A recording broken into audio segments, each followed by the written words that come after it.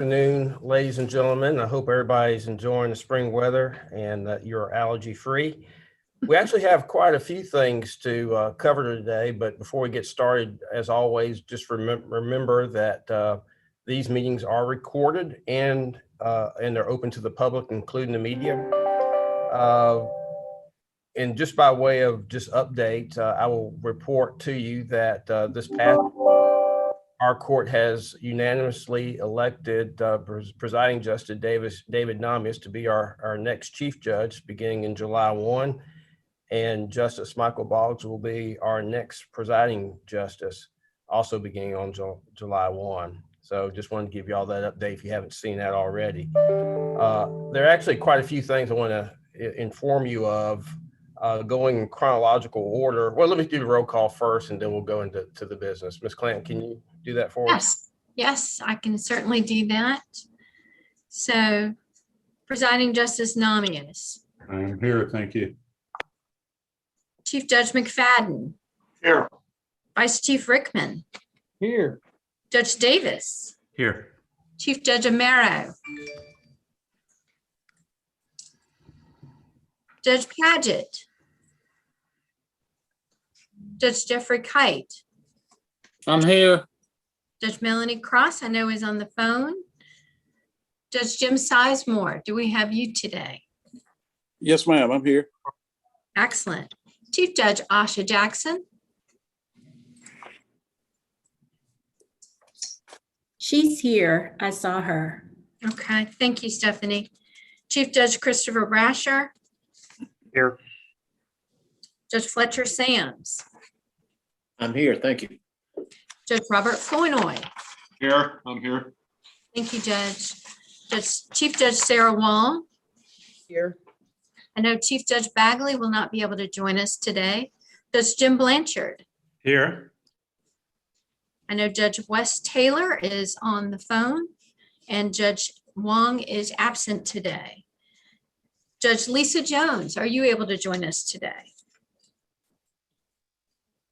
I know Chief Judge Greg Price is here with us today for the juvenile courts.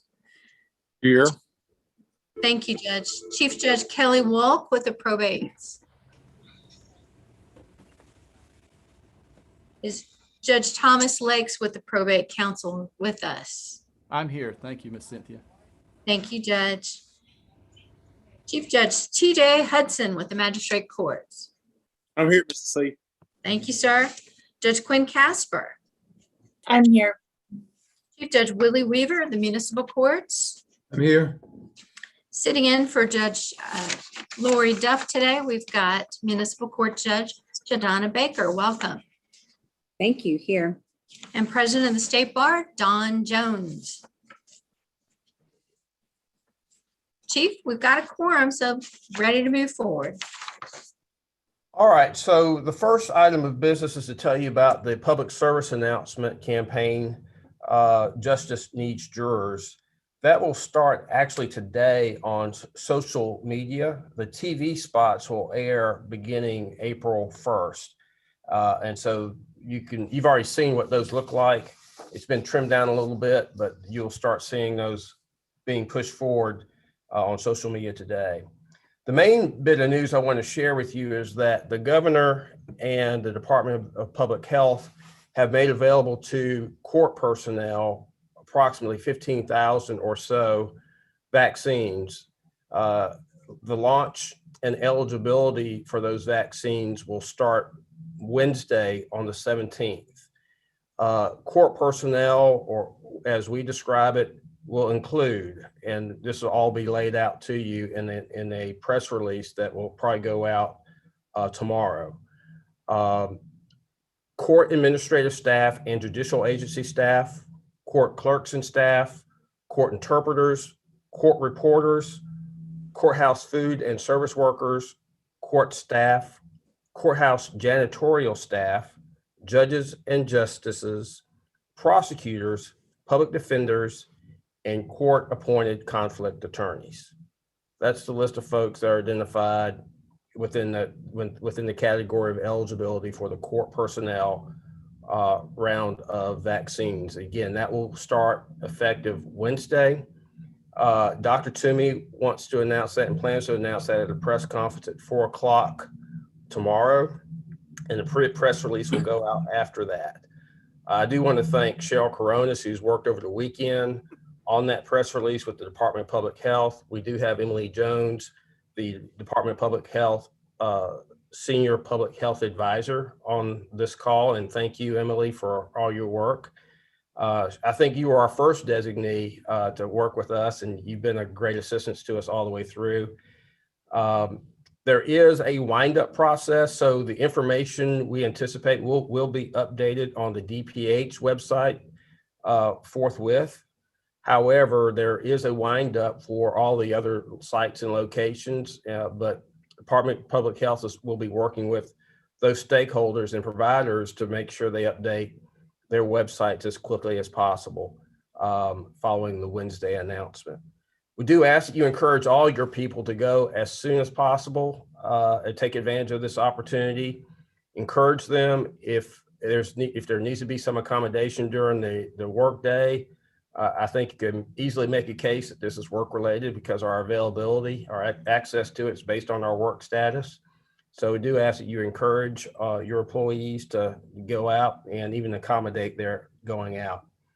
Meanwhile, as we move forward with jury trials, please continue to look at your cases. I know you're already prioritizing how you move forward on your cases, but as we move forward on our speedy trial legislation, especially for our state and superior courts, as we move forward on our speedy trial legislation, it's going to be important that you have a good inventory of what your backlog looks like, especially if you're taking advantage of the legislation, if it passes, to maintain the local hold on statutory speedy trial demands. So be looking at your caseload, figuring out how to count and have an inventory and track how you're working through those backlogs. As we said before, if you're in a circuit, or you probably do need to be helpful for you to get word out to any court, any circuit, any county that's not holding grand jury proceedings. It is going to be a time soon. There will be a time soon when the hold that we have on the 90-day / 120-day suspension of the bond provision will be lifted. Don't know when that will be, but it'll be sooner rather than later. So if you know of counties or circuits that have not begun the process of winding up your grand jury proceedings, that's going to be real important to start doing that as soon as possible. And if you know of anybody that's not doing that, please feel free to let me know, or let our presiding justice know. The speedy trial legislation is moving along just fairly well. We had some progress today. Maybe Presiding Justice Namis, you could share an update on that. And I'll also let you know that we are going to be looking at opportunities to access some funding opportunities that might be available with this latest round of federal funding that might help us get through the speedy trial and the backlogs in a more timely fashion. So that's something that we're just now beginning to think about, work through, and let's keep our fingers crossed, and hopefully we can get some additional assistance for you as you do the hard work of getting back on top of those backlogs. That's all I have. PJ, do you want to give an update on the speedy trial legislation? So the statutory speedy trial extension legislation that Judicial Council is supporting passed the Senate as Senate Bill 163, and just about an hour and a half ago passed out of the House full Judiciary Committee. So it'll be heading for House rules and hopefully the House floor. There were some minor tweaks made on the House side, so it'll have to return to the Senate for at the end of the session, but we're hopeful it will go through. If you talk to your legislators, please tell them how important that legislation is for the courts to work our way out of this problem. And what the chief mentioned about potential federal funding was raised by Representative Mary Margaret Oliver there's a lot of federal money that is being sent out to Georgia that can't be used for a lot of things, but it may well be possible to use some of that money to help with the burden of jury trials, both county budgets and court budgets. So start thinking about how what you might need additional funding for, and you can kind of get those ideas to your council, and we'll follow up with that as we learn more from what the General Assembly is thinking. Thank you, Chief. Thank you. So any questions? Ms. Jones, did I say everything correctly? You need to correct me on anything? No, that was great. We're in the process of updating the website, and just so you all know, there will be a link to sort of an expanded eligibility that will go into the details of who you detailed as being eligible. So that should be live on Wednesday. Thank you. Any questions for me or PJ or Ms. Jones on anything we talked about so far? All right, Justice LaGrua, Judge McClellan, anything from the COVID task force? Nothing to report this week, Chief. All right, well, let's go around the horn real quick and see what we got. Court of Appeals, Judge McFadden. Nothing to report. Business Court, Judge Walt Davis. Nothing to report, thank you. Superior Court Judges, Judge Brian Amaro. State Court Judges, Judge Wes Taylor. Chief, he's on the phone. I see. Okay.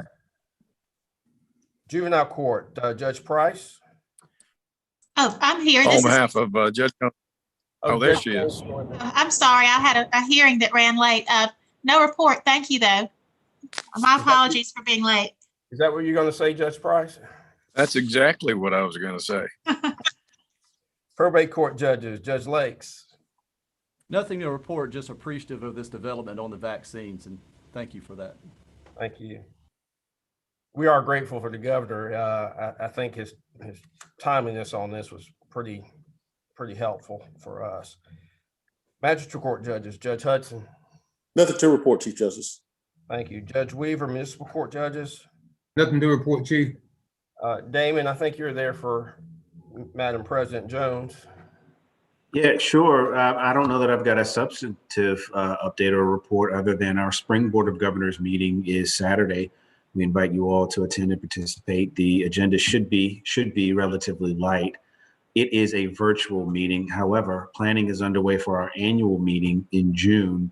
And right now, the planning calls for a hybrid component with an in-person element to that meeting. So there's a lot to do related to that to make sure that that works and that is safe. But if there are any questions or thoughts or suggestions that we can answer, feel free to contact my office. Thank you, Justice Melton. Thank you, Mr. Elmore. AOC, Ms. Clanton. Yes, sir. Before I start, I know Judge Arthur Smith with the Superior Court Judges is on the phone. Judge Smith, did you want to share anything with us? No, I don't believe there's anything to be added.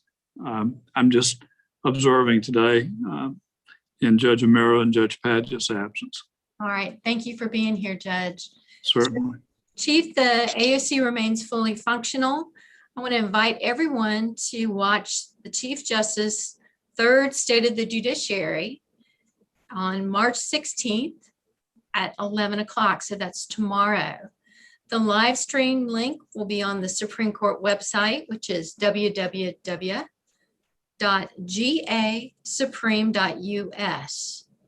I'll be sending out an email notification to all the Judicial Council members right after this, so you'll have the information at your fingertips. Also wanted to congratulate the incoming chair of the Judicial Council, Justice Namias, and the incoming vice chair, Justice Boggs. Let us know how we can support you and get your vaccines. Bye-bye.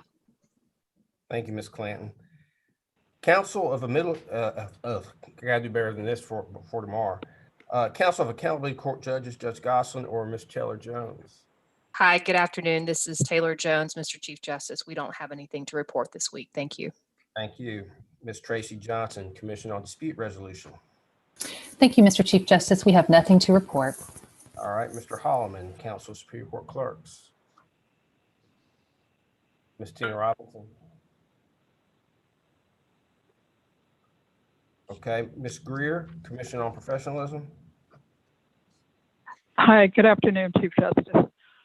First of all, I want to start by congratulating Presiding Justice Namias and Justice Boggs on their recent elections, and I want to wish you well tomorrow for your third State of the Judiciary. Just a few brief updates. The Commission will have its next CLE on this coming Friday, March 19th from 8 a.m. to 10 a.m. We currently have a wait list, but if you're interested in attending the CLE, please go ahead and sign up for the wait list. That will help us in deciding numbers. The Suicide Awareness Program will be held all virtually on April 30th. We will really begin heavily promoting that next week, but on Wednesday, there will be an ad in the Daily Report, hopefully in conjunction with coverage of the Chief Justice's State of the Judiciary about the Suicide Awareness Program. And I just want to call your attention to the letter from Chief Justice Melton that's in your meeting materials today, encouraging everyone to reach out and touch as many people as you can. We want information about the Suicide Awareness Program to come not only from the Commission and from the Chief, but from you all as judges, as leaders in your community, from our court clerks to Mr. Holloman and Ms. Robinson, if you're on the call, Ms. Johnson, if you're on the call, from you to arbitrators, from our prosecutors, our public defenders. We really want this to be a multi-pronged awareness of this program and encouragement of participation. And just finally, the Commission is working on its May 7th Commission meeting, which we're going to be the guinea pigs, I think, for the State Bar for the first hybrid in-person Zoom meeting at the State Bar. I believe we'll be the first, but we are working on that. I had a call today with the State Bar about the technology that we'll need and some of the logistics. So we're currently working on that and look forward to doing this meeting and perhaps being a role model and modeling behavior for what needs to happen for a safe in-person meeting as President Jones and Mr. Elmore get ready for the State Bar's annual meeting. And so I do want to thank Damon Elmore, Say First, Joyce, I don't know Joyce's last name, Cal Goss, and Mark Barfield for their help in us getting ready for this meeting. And that's it for the Commission. Thank you. Thank you, Ms. Greer, and thank you for mentioning the suicide program. That we really do want that to be a flagship initiative for this year, maybe in for a few years. ICJ, Mr. Ashworth. We have no report, Chief Justice. Thank you, sir. Thank you. JQC, Mr. Chuck Boring.